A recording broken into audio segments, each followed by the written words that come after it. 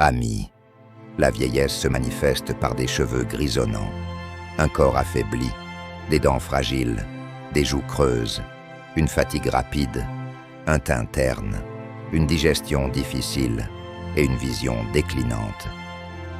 Si ces signes étaient autrefois l'apanage des âges avancés, force est de constater qu'aujourd'hui, un nombre croissant de jeunes sont victimes d'un vieillissement prématuré. Pour mieux comprendre ce phénomène, penchons-nous sur un récit bouddhiste. Un jour, Mahatma Bouddha se rendit à la cour impériale. À peine arrivé, il interrogea le Raja sur le bien-être de ses sujets. Le Raja répondit avec gratitude que, grâce aux enseignements bouddhistes, même les sexagénaires de son royaume paraissaient avoir 20 ans. Le vieillissement semblait avoir cessé et la santé florissante régnait, dispensant chacun de recourir aux médicaments. La paix et le bonheur étaient le lot quotidien de ses administrés. L'histoire que je m'apprête à vous conter recèle une sagesse profonde. Écoutez-la attentivement, car elle dévoile les raisons pour lesquelles le vieillissement peut survenir si tôt dans la vie. Mahatma Bouddha, qui fut lui-même un empereur, avant de renoncer à tout pour embrasser la vie monastique, possédait une connaissance approfondie des préceptes d'une existence saine, notamment en matière d'alimentation et de routine quotidienne. Aujourd'hui, nous allons explorer les 12 règles fondamentales de Mahatma Bouddha, véritable clé d'une vie pleine et épanouie. Il vous est humblement demandé de prêter une oreille attentive à l'intégralité de ce récit et après avoir entendu ces 12 conseils, de les intégrer à votre propre existence. En adoptant ces principes, vous ne connaîtrez jamais la maladie et le poids des années ne vous affectera point.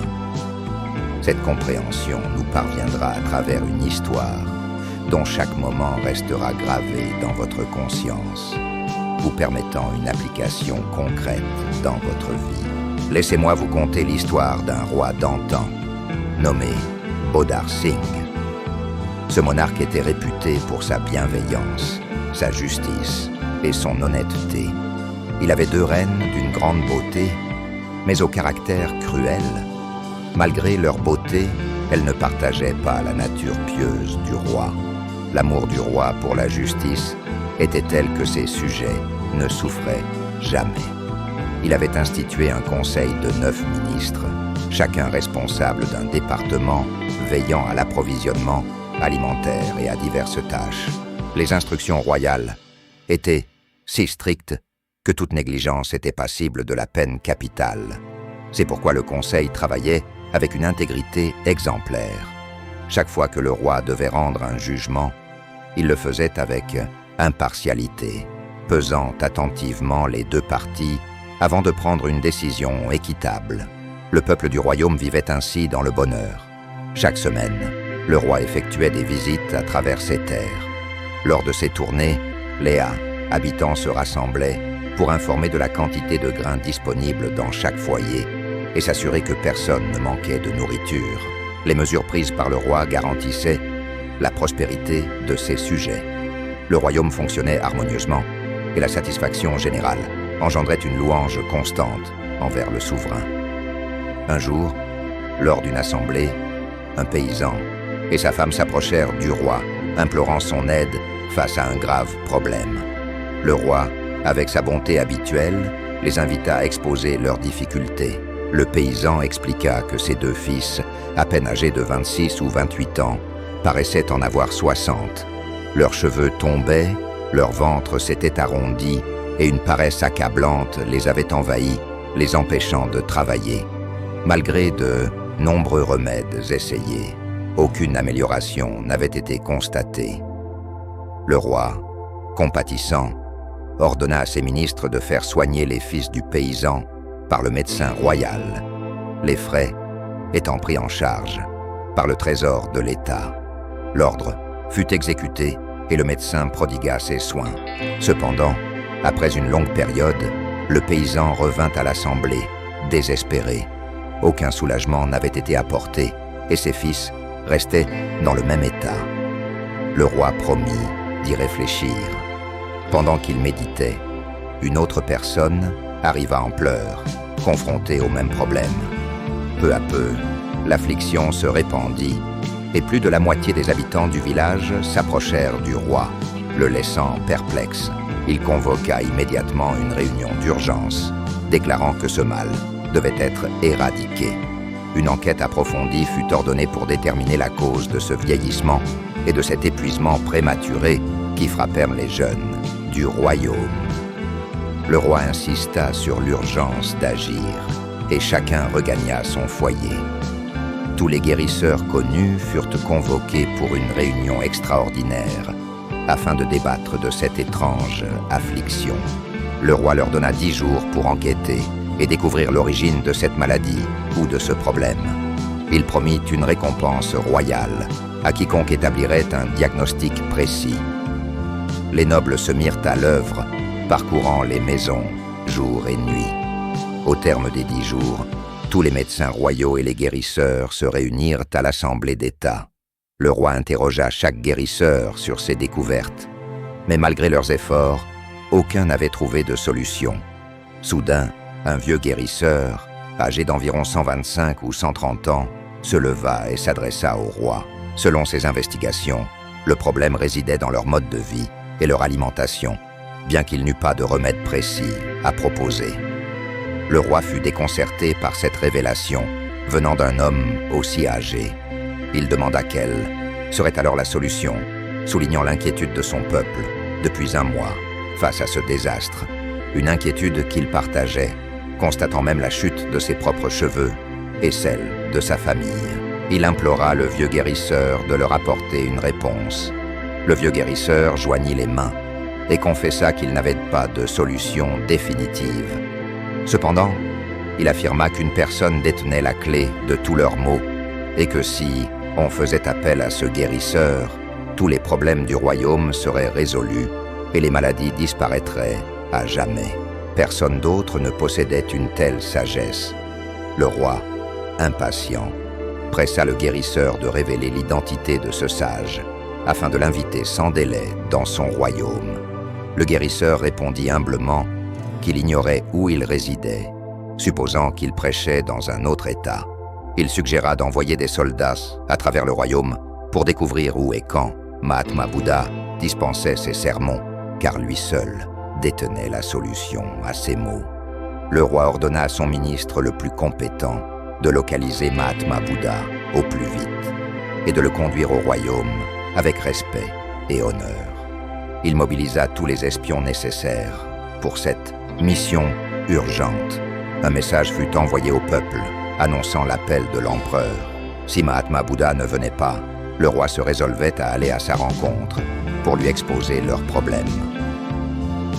Les ministres se dispersèrent immédiatement dans toutes les directions.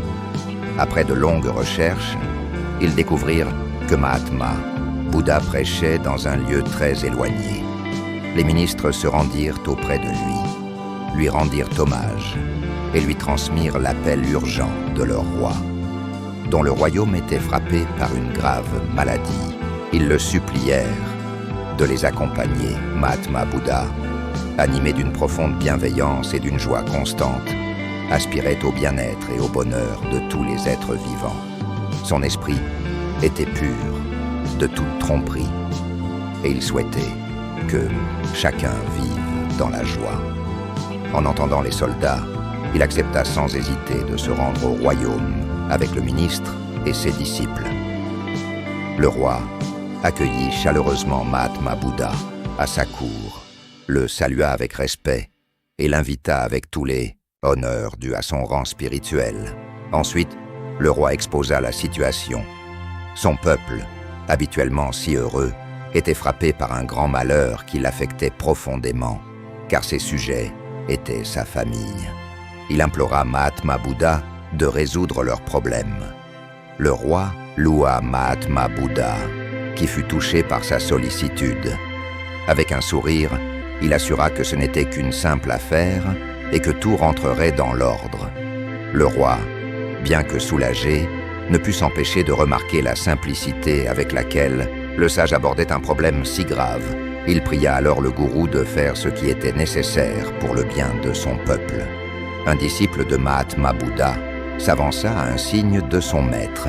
Il demanda au Raja de mettre à disposition un espace ouvert où tous les habitants pourraient se réunir. Un lieu baigné d'air frais, de lumière naturelle, de vent pur et d'une atmosphère sereine. Le lendemain, à 4 heures du matin, le traitement des habitants commencerait. Mais avant cela, le roi devait promulguer un décret ordonnant à tous, y compris lui-même, d'être présents à cet endroit dès le lendemain. Un sermon serait prononcé à l'ensemble de la population et ses enseignements se poursuivraient pendant 12 jours. Au cours de cette période, tous les sujets retrouveraient la santé. Le roi fut ravi d'entendre ces paroles prometteuses. 12 jours seulement. Il assura que toutes les dépenses nécessaires seraient couvertes par son trésor. Les disciples précisèrent qu'il n'y aurait aucune dépense et qu'il suffisait au roi d'émettre un ordre strict stipulant que quiconque ne se présenterait pas à 4 heures du matin serait puni. Le roi s'empressa de se conformer à cette requête. Le roi choisit un lieu idéal et annonça que tous les habitants devaient s'y rendre le lendemain matin. Il affirma qu'il serait présent et qu'il écouterait attentivement les paroles de Mahatma Bouddha, promettant de suivre ses instructions. Des espions seraient chargés de surveiller les maisons et quiconque désobéirait serait puni lors de la prochaine réunion. Après cette annonce, les habitants acclamèrent le roi avec gratitude. Ils assurèrent qu'ils seraient tous présents.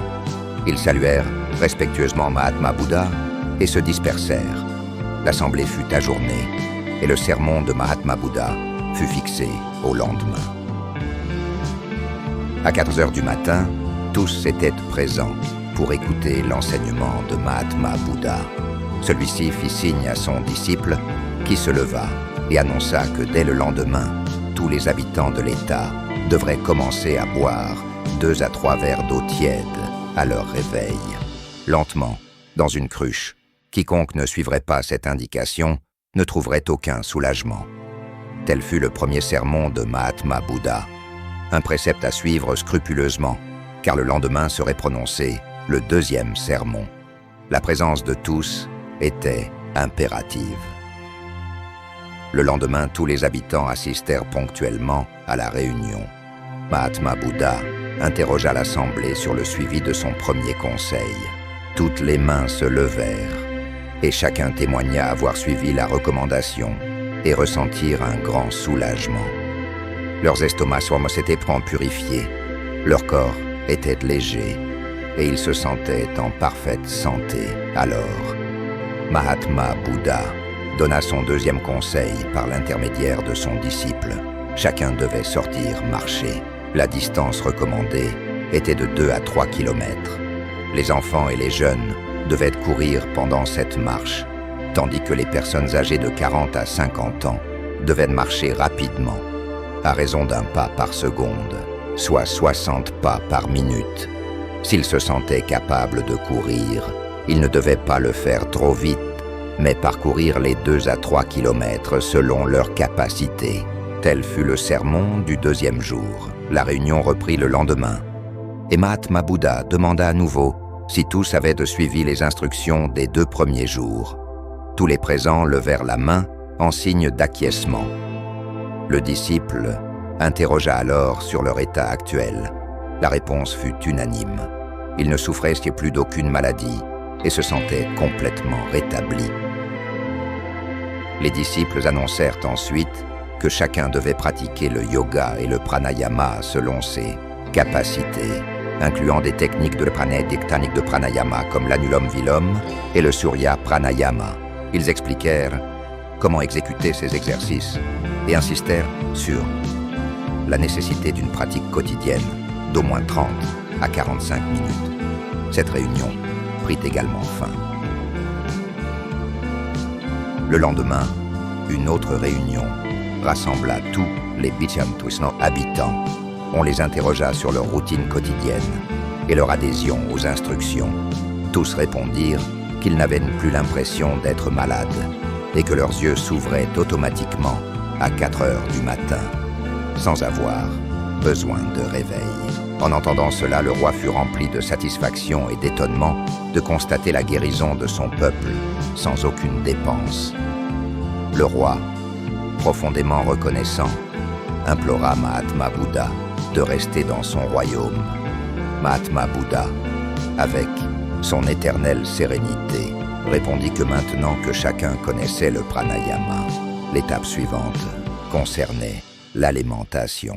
Chaque personne devait consommer 300 grammes de séva, avec la possibilité d'en manger davantage, mais jamais moins.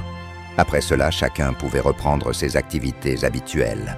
La réunion de ce jour se termina. Le lendemain, tous se rassemblèrent. À nouveau, on leur demanda qui avait ressenti du soulagement. Tous répondirent qu'ils se sentaient déjà complètement guéris. Le disciple précisa qu'il restait encore la moitié des règles à accomplir. En les suivant toutes, la maladie disparaîtrait définitivement. La vieillesse ne s'approcherait même pas. La force physique resterait comparable à celle de Bouddha et le visage conserverait son éclat. Le disciple expliqua ensuite le sermon suivant. À partir du lendemain, entre 7 et 9 heures du matin, il fallait prendre un repas léger. 2 heures plus tard, chacun pouvait manger à sa faim, comme à son habitude. Mais après ce repas, tous devaient boire du rôti, un mélange de céréales, une sorte de bouillie faite de plusieurs grains. Il ne devait pas contenir de blé, car le blé n'était pas approprié. À la place, il devait inclure du millet, du maïs et des pois chiches. Chacun devait préparer le rôti avec ces 3 ingrédients. De plus, l'assiette devait contenir un bol de lentilles, du ghee fait maison et un bol de légumes de saison mélangés. Les légumes de saison étaient bénéfiques et comestibles, tandis que les légumes hors saison devaient être conservés pour durer plus longtemps. Enfin, 30 minutes après le repas, chacun devait boire un bol de yaourt. Si on incluait cela dans l'alimentation, il fallait ajouter du sucre de palme non raffiné au yaourt. En agissant ainsi, la digestion serait grandement facilitée. Le disciple conclut en annonçant la fin de l'enseignement du jour et en demandant à tous de revenir le lendemain en suivant ses instructions. Chacun rentra chez soi, heureux et déterminé à suivre les préceptes du sermon.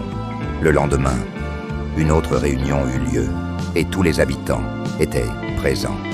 On leur demanda qui avait ressenti du soulagement. Les gens répondirent qu'ils ne souffraient plus d'aucune maladie, qu'ils étaient complètement guéris et qu'il ne leur semblait pas avoir jamais été malades. Le roi, débordant de joie, déclara que grâce à cette alimentation, tout le monde recouvrait la santé progressivement et il semblait que chacun était devenu plus sain de lui-même. Alors, les disciples poursuivirent en disant qu'il restait encore d'autres choses à faire. Ils insistèrent sur l'importance de ne pas manger et boire en même temps. En cas de difficulté à avaler, de petites gorgées d'eau étaient permises pendant le repas. Mais il fallait éviter de boire de grandes quantités d'eau d'un coup. On pouvait boire autant d'eau que souhaité, mais seulement 1 heure après avoir mangé. Comme le repas principal était pris entre 10 et 11 heures du matin, la faim se ferait probablement sentir vers 16 ou 17 heures. À ce moment-là, chacun devait consommer une salade, la quantité étant proportionnelle au poids corporel. Par exemple, une personne de 50 kg devait manger 250 grammes de salade. Une personne de 60 ou 70 kg, 300 grammes. Et une personne de 80 kg, 400 grammes. La salade devait être composée de carottes, de betteraves, de radis, de tomates et d'un morceau de gingembre. De plus, 3 ou 4 gousses d'ail pouvaient être ajoutées pour le goût et du sel noir ou du cumin grillé selon les préférences. Il ne fallait rien manger avant de consommer la salade. Ces instructions devaient être suivies scrupuleusement avant de revenir le lendemain. Cette réunion prit également fin et chacun regagna son foyer en suivant les règles données. Le lendemain, À 20 heures, on interrogea les habitants sur leur état et leurs sensations corporelles. Tous arboraient des sourires radieux, et leurs visages brillaient d'une lumière nouvelle, comme si la vieillesse avait pris fin. Le roi, submergé de joie et de gratitude, s'agenouilla devant Mahatma Bouddha et le bénit, reconnaissant qu'il avait guéri tout le monde, simplement par l'alimentation. Le roi ajouta humblement qu'il restait encore beaucoup à apprendre de lui. Une fois tous ces enseignements dispensés, il n'y aurait plus de maladie et personne dans son royaume ne vieillirait. Le roi pressa le gourou de continuer rapidement, exprimant son propre sentiment de jeunesse retrouvée. Alors, le disciple poursuivit en expliquant que chacun devait dîner avant le coucher du soleil. Lorsque la lumière du soleil atteint l'estomac, la digestion ralentit à mesure que la luminosité diminue et le processus digestif finit par s'arrêter. C'est pourquoi les anciens sages, comme Somuni, mangeaient 1 heure avant le coucher du soleil. Manger tôt présentait 2 avantages majeurs. La nourriture commençait à être digérée pendant les heures d'éveil. Et au moment du coucher, la digestion était presque achevée après 3 ou 4 heures, assurant un sommeil paisible. Manger tard, au contraire, affecterait négativement la santé, car la digestion serait incomplète et le sommeil perturbé.